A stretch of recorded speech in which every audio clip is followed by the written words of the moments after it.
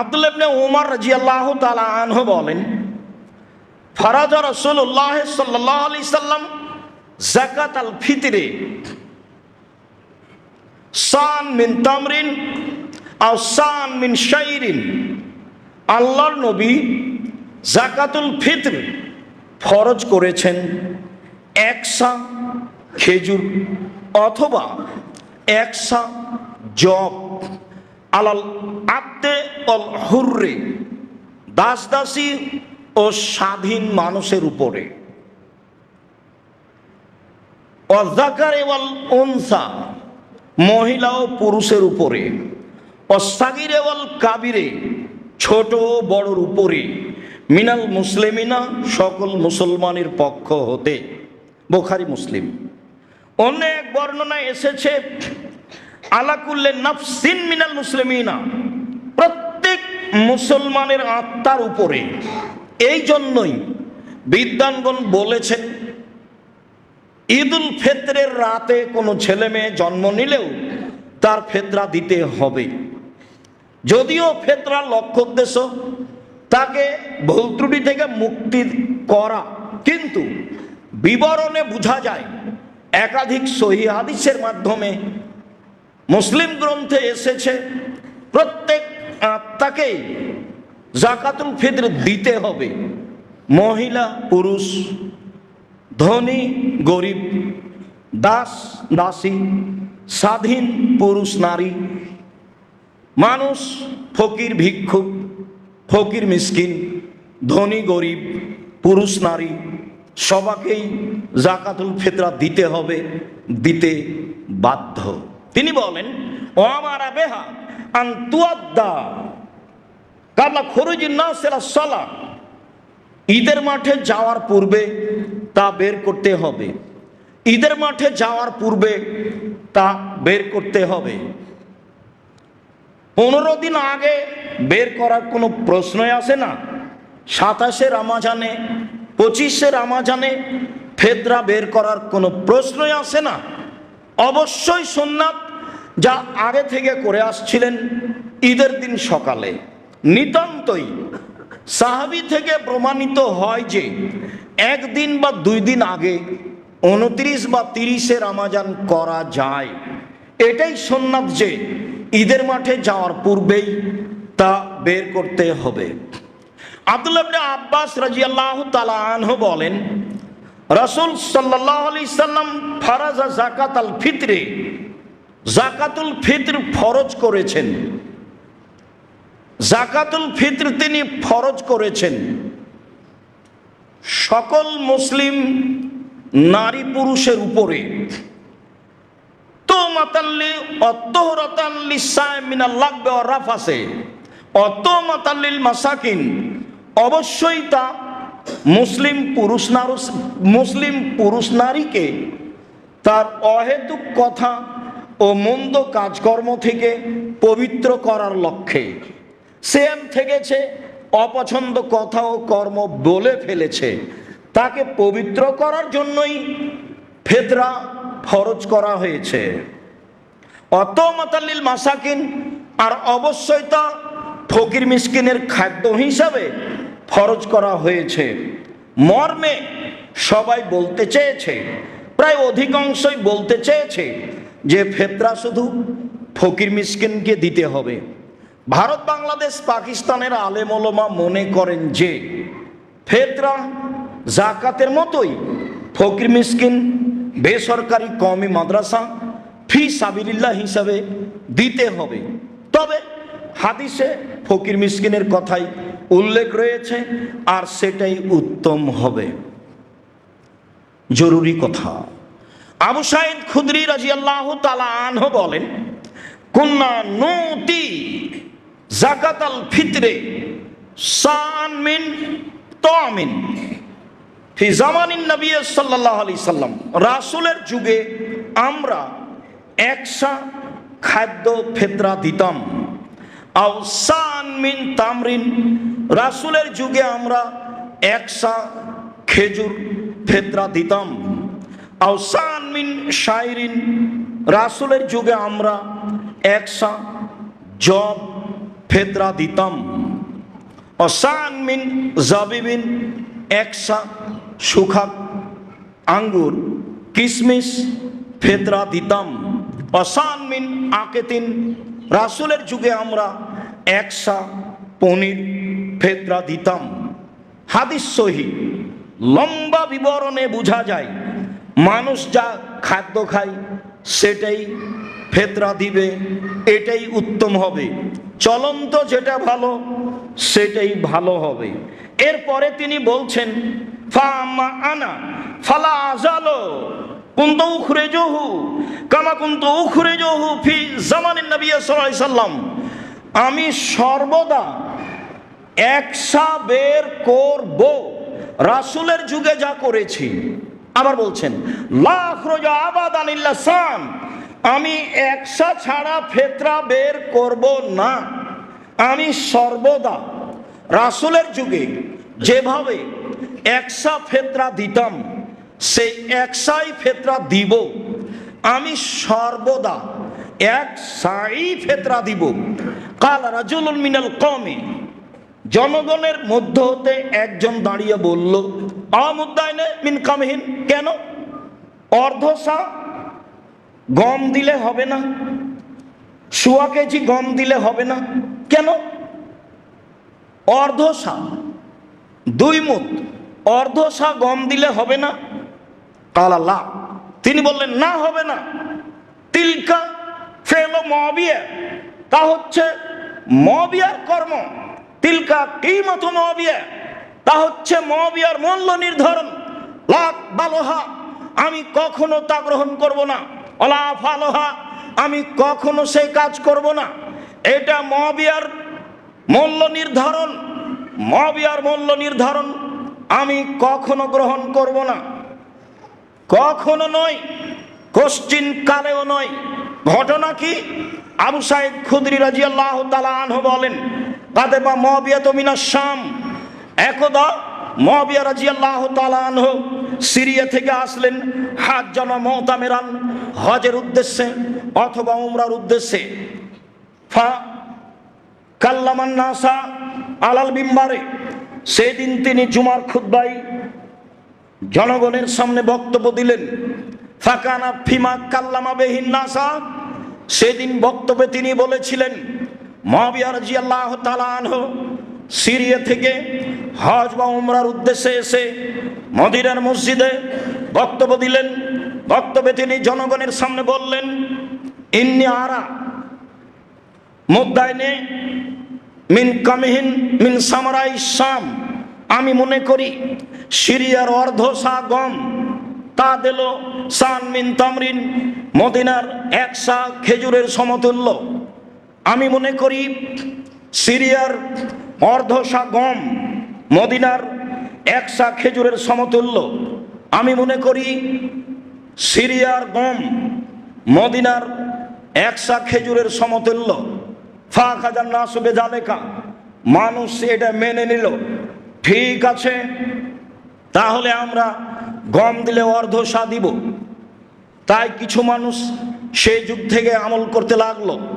তখন আবু সাঈদ খুদরি রাদিয়াল্লাহু তাআলা আনহু বললেন কুনতা আখরুজুহু কামা কুনতা আখরুজুহু ফি জামানি নবী সাল্লাল্লাহু আলাইহি সাল্লাম, আমি রাসূলের যুগে যা করতাম তাই করব। লা আযালু, আমি অবশ্যই সর্বদা 1 সাই ফেতরা বের করব, তার চেয়ে কম নয়।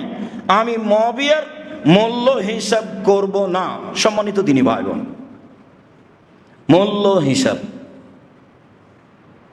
হিসাব করে মানুষ সায়ের পরিবর্তে শস্যের পরিবর্তে টাকা দিচ্ছে। হাদিসে বোঝা যাচ্ছে রাসূল সাল্লাল্লাহু আলাইহি সাল্লামের যুগে শস্য ফেতরা দেওয়া হতো 1 সা 2.5 কেজি শস্য দেওয়া হতো, খাদ্য দেওয়া হতো। অনেক খাদ্যের নাম উল্লেখ হয়েছে, তাতে স্পষ্ট শস্য খাদ্যই প্রমাণ হয়।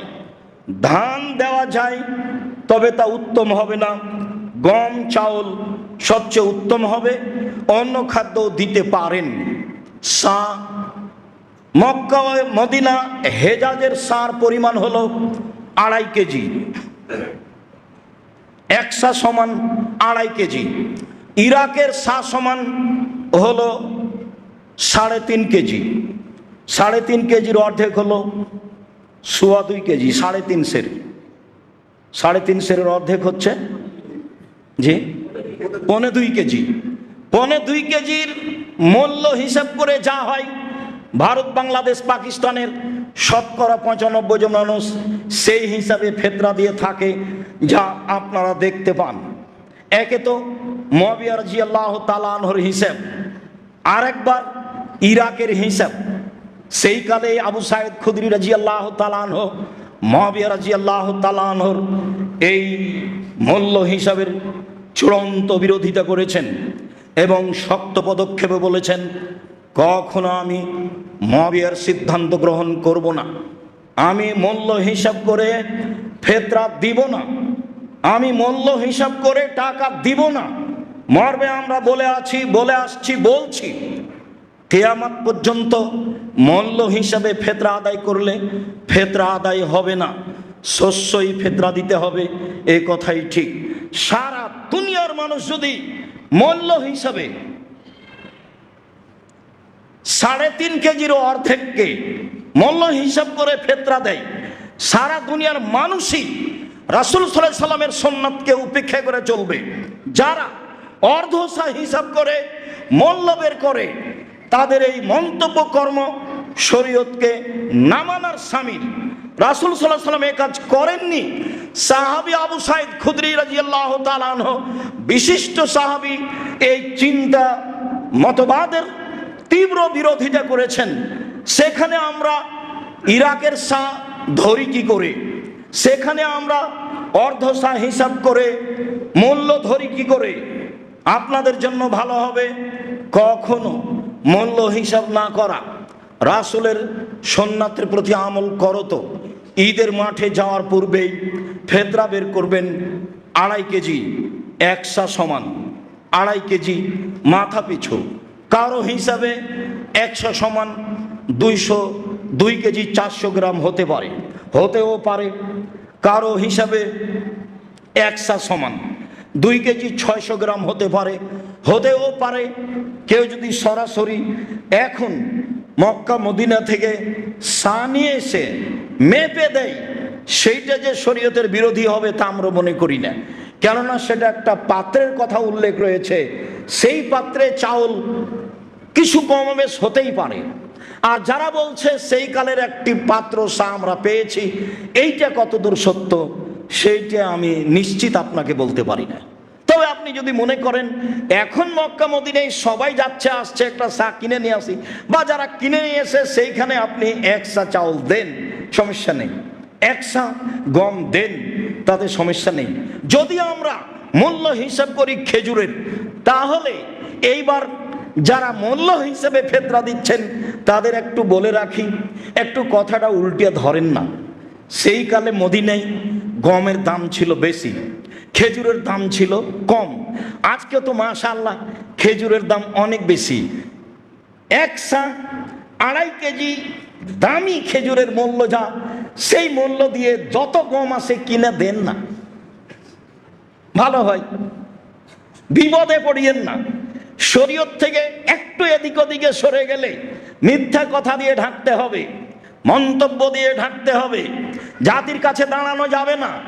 সারা দুনিয়ার দিনী মুসলিম ভাই বোনকে বলি, যেহেতু রাসূল সাল্লাল্লাহু আলাইহি সাল্লামের সিদ্ধান্ত এটাই, 1 সা শস্য হতে হবে, অতএব মানুষের মতামত ত্যাগ করে আল্লাহকে সন্তুষ্ট করার আশায় রাসূলের সুন্নাতকে শক্তভাবে ধরার লক্ষ্যে 1 সা সমান 2.5 কেজি শস্য চাউল বা গম ফেতরা হিসাবে দেওয়ার জন্য আমি আব্দুর রাজ্জাক বিন ইউসুফ দেশের দিনী মুসলিম ভাই বোনকে, পৃথিবীর বাঙালি দিনী মুসলিম ভাই বোনকে অনুরোধ জানাচ্ছি। বের করার পরে গ্রাম্য সর্দার যারা, তারা বিক্রি করে কিছু করুক, সেটা তার ব্যাপার। কিন্তু আমি অবশ্যই শস্য বের করব, অবশ্যই তা ঈদের মাঠে যাওয়ার পূর্বে বের করব। অবশ্যই যদি মনে করি জরুরি কারণে একটু আগে, তাহলে 1 দিন বা 2 দিন আগে। তা 28শে রমজানে নয়, তা 25শে রমজানে নয়, তা 27শে রমজানে নয়।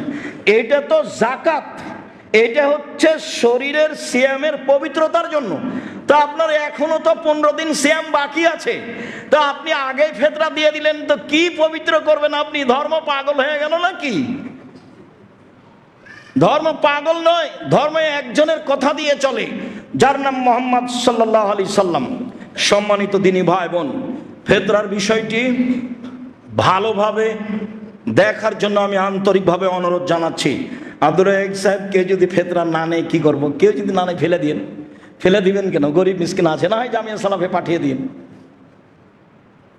একটা পথ বললাম আপনাকে, যে সেই কথা ভান করে রাসূলের সুন্নাতকে উপেক্ষা করা যাবে না, এইটা আপনাকে আমি আন্তরিকভাবে মনে রাখার জন্য অনুরোধ জানাচ্ছি। অবশ্যই ইতিকাফ কোনো জরুরি বিষয় নয়।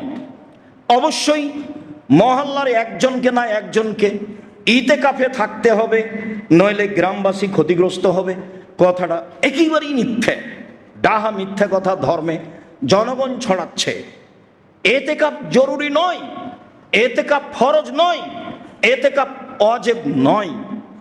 ইতিকাফ অবস্থায় জানাজায় যেতে পাবে না, ইতিকাফ অবস্থায় অসুস্থ মানুষকে দেখতে যেতে পাবে না, ইতিকাফ অবস্থায় পারিবারিক বিষয়টি ঘটাতে পাবে না, ইতিকাফ অবস্থায় জরুরি প্রয়োজন পেশাব পায়খানা ছাড়া বাইরে যাওয়া যাবে না, ইতিকাফ জুমা মসজিদ ছাড়া চলে না, ইতিকাফ সিয়াম ছাড়া চলে না, ইতিকাফ 10 দিনের কমে চলে না, 5 দিন 3 দিন ইতিকাফ চলে মর্মে কথাটি শোনা গেলে ভুল হয়ে আছে।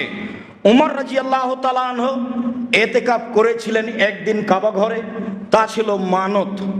মানত পেশ করে বিধানের পরিবর্তন ঘটানো যায় না, অতএব মক্তবে ইতিকাফ চলবে না। মহিলারাও বাড়িতে ইতিকাফ করতে পারে না, জুমা মসজিদ ছাড়া ইতিকাফ হয় না। লাইলাতুল কদর ধরার জন্য প্রাণপণে জীবন বাজি রেখে চেষ্টা চালিয়ে যেতে হবে। শেষের 10 রাত ভালোভাবে ইবাদত করার চেষ্টা করতে হবে। লম্বা সময় ধরে 8 রাকাত সালাত আদায় করতে হবে। আয়েশা রাদিয়াল্লাহু তাআলা আনহা বলেন, লা তাসালাম তুলিহিন্না ওয়া হুসনিহিন্না। আল্লাহর নবী 8 রাকাত তারাবি পড়লেন, জিজ্ঞাসা করো না তুমি তা ছিল কত লম্বা, তা ছিল কত সুন্দর। জিজ্ঞাসা করো না তুমি তা ছিল কত লম্বা, তা ছিল কত সুন্দর। জিজ্ঞাসা করো না তুমি তা ছিল কত লম্বা, তা ছিল কত সুন্দর। নিজের শক্তি সামর্থ্য অনুযায়ী লম্বা সময় ধরে দাঁড়িয়ে থেকে, লম্বা সময় ধরে রুকুতে থেকে, লম্বা সময় ধরে সিজদায় থেকে 4 রাকাত পড়তে হবে।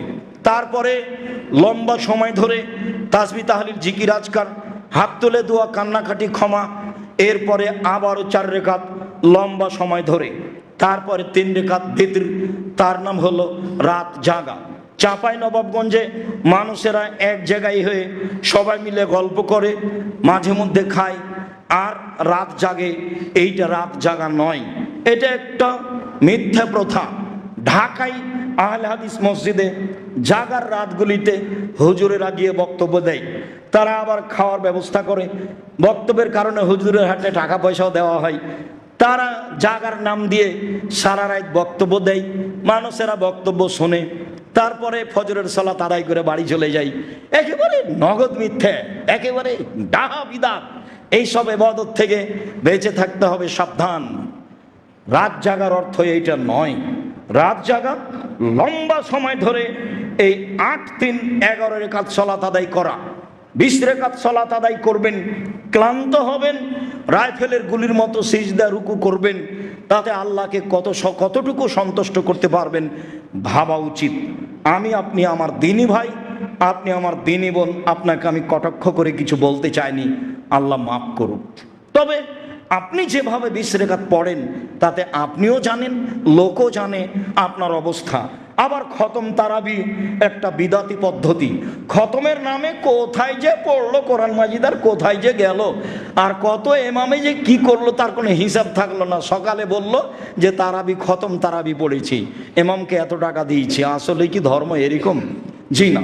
আবারও বলছি, ধর্ম একজন মানুষের কথা দিয়ে চলে, যার নাম মোহাম্মদ সাল্লাল্লাহু আলাইহি সাল্লাম। পৃথিবীর কোনো মানুষ দিয়ে ধর্ম চলে না। আপনি রাসূল সাল্লাল্লাহু আলাইহি সাল্লামের কথাকে প্রাধান্য দেওয়ার চেষ্টা করেন।